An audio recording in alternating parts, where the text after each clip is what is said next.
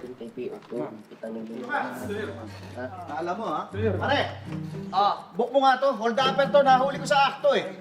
Sige, pare. Sir, sasabi ko naman sa inyo, sir eh. Hindi naman ako hold upper eh. Nagkataon lang na nasa iskinita ako. Tapos madilim. Mag-isa yung babae. Oh. Nagbukas ng wallet. Oh. Maraming pera. Nagkataon lang na walang-wala ako. Tapos may dala akong kutsilyo. Wow!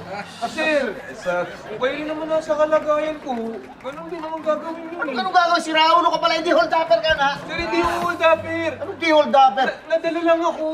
Nadala lang talaga ha? Ito.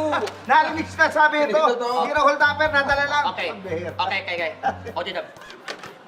May ongoing bank robbery dyan sa may kabilang kalsada. Oh. Then, kailangan tayo doon. Balik na. Let's go. Upa.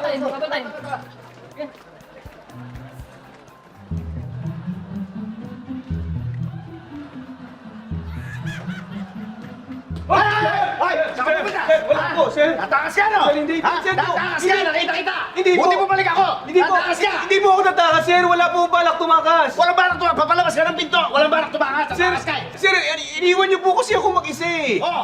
Iniwan niyo po kasi yung pinto. Oo. Siyempre lalabas ako. Kung kayo rin naman nasa kalagayan ko, ganun din naman gagawin niyo. Ay, di tatakas ka nga! Sir, Hindi wala- ka tatakas ka eh! Sir, wala akong planong balak tumakas. Wala akong balak mang-hold up. Sana maintindihan yung sinasabi ko. Nadala lang ako. Sir. Sir, anong ginagawa niyo, sir? Anong ginagawa? Anong ginagawa? Parang halikan niyo ako eh. Bakla ba kayo? Ano bakla? Hindi ako bakla! Hindi ako bakla! Nakita mo yung nangyari! Tayong dalawa lang naiwan dito! Tinititigan kita! Ang gwapo mo pala! Oh, Kahit sino naman siguro nasa kalagayan ko eh! Ganon din siguro gagawin! di bakla nga kayo. Hindi ako bakla! Nadala lang ako!